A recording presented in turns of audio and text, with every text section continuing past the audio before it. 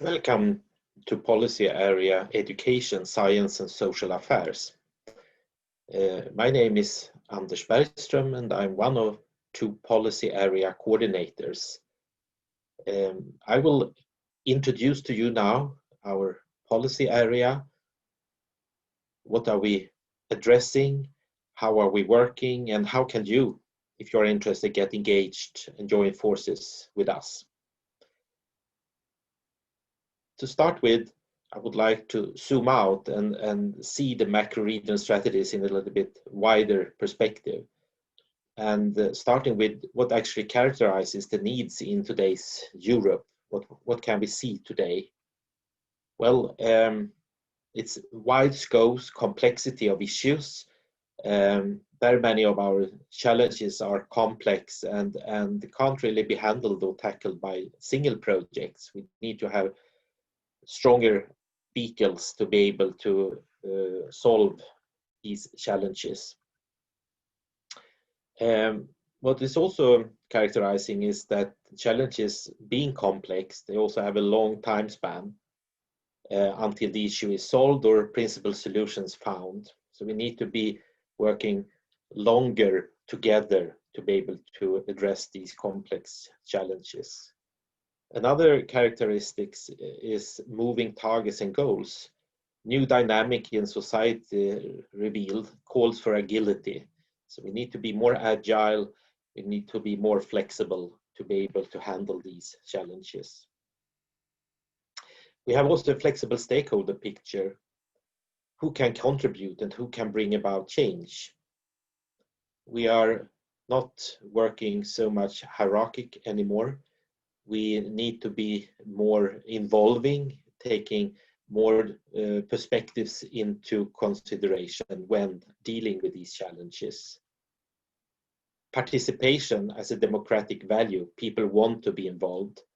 It's important to offer participation, to be able to involve different group of stakeholders in addressing the challenges. And this is actually what we are doing in the macro region strategies. Multiple co-creative action formats. It's important to, as we said before, be agile, be flexible. We need to have project chains, basically projects succeeding each other in a logical way, planned, project platforms, but also learning and action. Policy enactment and action-informed policy creation is also very important. We need to create these kind of loops, policy, action, policy, and to make sure that we also have a monitor and evaluation system in place in order to follow what we are doing in these different actions. Facilitation of multi-party initiatives, a must-have competence. To work in these formats where we have different stakeholders on board, consider different perspectives, being agile is something new, something that calls for new competencies. To be able to do this also transnational between countries, different cultures. And this is also something that we are now doing in the macro region strategies, that we are training our team members to be able to do this. And in the outcomes of this is policy gets enacted. So this was a short overview of the background to the macro region strategies. Why do we need them? And how can we together tackle the challenges we have in our societies today? So why are the macro region strategies needed then? Well, as I said, the major societal challenges can't be solved by a single country, region, or a municipality. And there are many examples. I mean, migration, integration, the quality of marine environment, unsustainable energy supply, etc. But also there is a lot of opportunities, such as business integration, leading to increased competitiveness that we can actually address more effectively together. We can use these opportunities better by working closer together. We should also be honest about that Europe is in crisis. We have Brexit, we have had and still have now after COVID-19, financial crisis, refugee crisis, and citizens also questioning their membership in EU. What's in it for me? So we need to work closer together. We need to, not just because of the challenges, but also because we need to reintegrate Europe, where people feel that we actually together can work to tackle our challenges. Also in our local environments, it's not about doing it on a macro-regional level, it's very much on local level. And a third reason is also important with scarcity resources now when we have Brexit, we have less funds available, so we need to be much more cost effective than before. We need to solve problems together instead of reinventing wheels. So the macro-regional strategies can be considered as some kind of laboratories for a new Europe, where we are testing different new formats of collaboration in a Europe in need of more targeted solutions to our societal challenges. So what's up then in the EU strategy for the Baltic Sea region? Well, we have a new action plan, less and more targeted actions, aiming at one flagship in each of these actions. We have realistic targets and indicators that we have been working with. Policy deliverables, engaged stakeholders, absorbed funding is examples of what is included in those targets and indicators. And the action plan is also easier to follow, and it's less technical and easier to understand also and to follow from an external audience.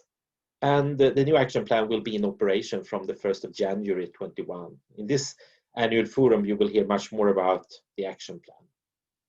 The implementation is, I would say, the core of the macro-regional strategy. It's not what we are working with, but actually how we are addressing it. It's not the thematic area, because that we share with many other policy instruments or policy cooperation instruments, but it's how we are dealing with this.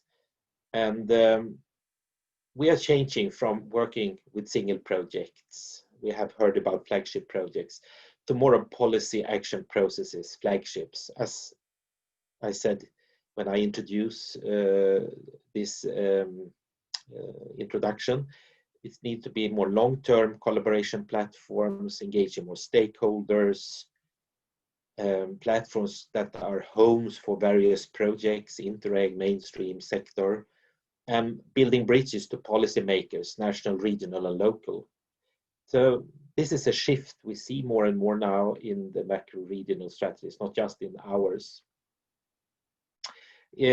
Emerging cooperation between policy areas, horizontal action, joint flagships, because very many of the challenges are cross-sectorial, and that's why it calls for more of collaboration between the policy areas. More attention to the national implementation is something also that is very much in focus now. We need to link the policy processes in the member states to the flagships and vice versa, strengthening the role of national coordinators and steering groups in the implementation in respective member state. It's very crucial to have this how to say, communication in place, because there is a lot of things when it comes to different policy making going on in member states, local, regional, national level, that needs also to be communicated to those transnational processes, these flagship processes, and vice versa. It needs to be transferred into the member states, different levels. Another focus now when we are in the situation of programming the new programs for 21-27 is what is called the embedding of the Baltic Sea strategy in the mainstream programs primarily. And here is certainly also the Interreg programs very important. I mean, the main ones has been for since the start of the strategy, the Interreg Baltic Sea Region program, where there will be more of thematic concentration in the next program. We also have two other Interreg programs, South Baltic and Central Baltic, that are very important for the implementation of the strategy. But as I said, the mainstream program now is coming more and more and are very much important, because certainly the funds are relatively limited in the Interreg programs. So in order to implement such an ambitious strategy as the Baltic Sea strategy and the new action plan, the mainstream programs needs to be taken into account. And it's primarily the Regional Development Fund and the European Social Fund that are the main two main funds. And here we have so-called MA networks, managing authority networks, that are helping to facilitate this alignment, you can say, between those two programs and the strategy. There are also two other MA networks, one for the Rural Development Fund and one for the Maritime and Fishery Fund, that also are relevant for some of the policy areas. There's also a new policy objective 5, a new priority with potential to support USPSR, and that is Europe closer to citizens. That is very much in the heart of the macro-regional strategies, as I said earlier. We also see in front of us that the sector programs will be better utilized. I mean, examples that already are used very well in the strategies Erasmus Plus, and to some extent also Horizon 2020, but we also see in front of us that many other of the sector programs will be further used and develop relation between them and the strategy in the next program. So if you look at the action plan and the structure, this is schematic how it looks. You have a policy area and you have usually 3 actions. Each action have targets and indicators, and we assume that there will be at least one flagship, such a long-term process in each of the actions. And under that, there are the single projects coming and going, usually with a duration of 3 years, while the flagships and the actions are for longer period. So if we have a look at this, I said before, loops between the member states and the strategy, one can certainly ask, how does it work in practice? So we have a look at a policy area. You have the 3 actions, you have the flagships, and then you have the member states. And here you see how policy briefings are developed in the flagships, and they are presented to member states. And from member states are coming inputs, ongoing strategic development happening in the member states that are coming back to the flagships. And this is happening between all the member states and the neighboring countries that are working together with us in the implementation of the strategy. These are called policy loops. Let's move on now to policy area education and have a closer look at this policy area. So what's up here? Well, we also are part of the new action plan. We have 4 actions. One is preventing early school leaving and improving transition from school to work. Another one is international excellence and wider participation in science and research. The third one is a labor market for all, using resources of longer lives. And the fourth one, recognizing potential, easing the way for migrants. We are focusing very much on engaging stakeholders in this policy area because it's a wide policy area where potentially very many stakeholders can be engaged. So we are working, reaching and involving stakeholders in member states. And now when we have the COVID-19, this is happening online. We're working with different online tools. Investigating possibilities for online platform, link it to our website, a new website. This is something we are working with at the moment. We also are supporting the flagships. It's about funding, identifying and finding sustainable funding for these, working a lot with the so-called MA networks. We are working with the policy loops to strengthen them in relation with the member states and with help of the policy area focal points and the flagship leaders. We are starting a new flagship. We have had a workshop just a week ago on integration of migrants, and that will be the fifth flagship in our strategy. Saying some words about flagships. The modus operandi of the MAC region strategies is also another picture from a conference that we had a year ago in Germany, in Hamburg, where we were modeling this new flagship on the integration of migrants with 150 stakeholders from 20 countries, not just the Baltic Sea ones. And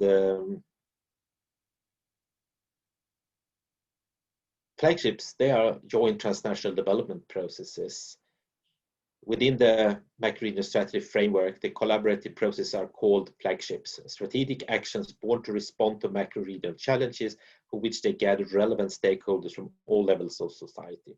That's the short explanation what the flagships are all about. You shouldn't mix them with flagship projects. So flagships become the home, the container of project, chains of project, processes, thematic groups and platforms that together produce a much higher impact on the issue compared to a single project.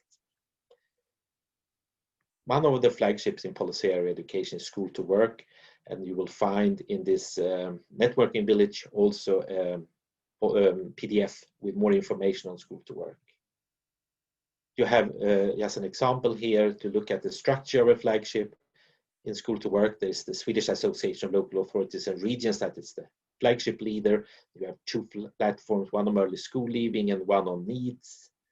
And in each of these platforms, you have the monitoring and evaluation system, you have peer learning, you have thematic working group, and you have a lot of the single projects. And the production units where you produce these policy briefs, etc., are the production units called thematic working groups. And a new role that is important is the flagship leader. It's an institution, organization that work long-term with the issue at hand, not depending on the project funding, but more of sustainable management of the flagship. You can say the captain. So if we look at the new production unit, you can say the engine in the flagship. This is what it can look like. You have the table here with people from different member states, from different groups, from public authorities, civil society, research, business, working with a challenge at hand. You have a process facilitator, I mentioned it before, a competence that can navigate in this landscape of transnationality, cross-sectorial and multi-level with different types of stakeholders, and to hold the focus on developing policy briefs or new methods, new collaboration structures. And you have the research officer that feeds in with action research, often with reports and things from different parts of the world for the table to be working on. And the outputs, outcomes are the policy recommendation, improved practices and new methods. So what is the benefit of the flagships versus projects? Well, all types of stakeholders can be engaged, multi-level governance in practice, civil society. Incompatibilities between EU members and neighbors matter less. Everyone brings their own funding to the table. So it doesn't have to be just the EU funds, it's more and more often your own institutions funding. Many of our members of these thematic working groups say that please don't invite me to a project. I have my own funding, I don't need to be in a project and fill in reports, etc. They are not limited in time, because if you work with the integration of migrants, you can't say that this will be accomplished in 2 years, 3 years, 5 years. It's a long-term commitment. Real alignment of funding. We are mixing different funds. It could be sector programs, mainstream programs, interreg programs, etc. And real alignment of policies, because policies are not just on the EU level or macro regional level, it's national level, local level, regional level. There's different policies depending on the matter at hand. And collaboration capacity of all involved grows through learning and action. Coming back to the start of my introduction, that we are fostering a closer collaboration in Europe. And the result of a flagship is that it's a larger impact on the macro regional issue. In policy area education, we have 4 flagships and we have one emerging one then. School to Work, Baltic Science Network, Baltic Sea Labour Forum, Baltic University Program, and the new one that is shaped now is Integration of Migrants. And you will find PDFs, more information on School to Work, Baltic Science Network, and Baltic Sea Labour Forum at this networking village. These are some pictures just to illustrate a little bit how we are working. This is the stakeholder seminars, the outreach that we had now. This is pictures certainly from before COVID-19 when we were gathering stakeholders in different member states with a dialogue on how can the question at hand in this country be part of the macro-regional collaboration. What is important for those stakeholders? We are also communicating results like the Baltic Science Network conference as one example. You can see works in these thematic working groups and how we are co-creating solutions together. And then we participate in annual forums, and this one is from the one in Tallinn some years back, where you see the whole Baltic Sea strategy family gathering, some 1,000 people, and here is also policy area education present. So thank you so much for your attention, and I really hope that you now feel that this is a policy area that I would like to get engaged in and to be working with. So please contact us, and we are looking forward to working together with you. Welcome on board. Thank you.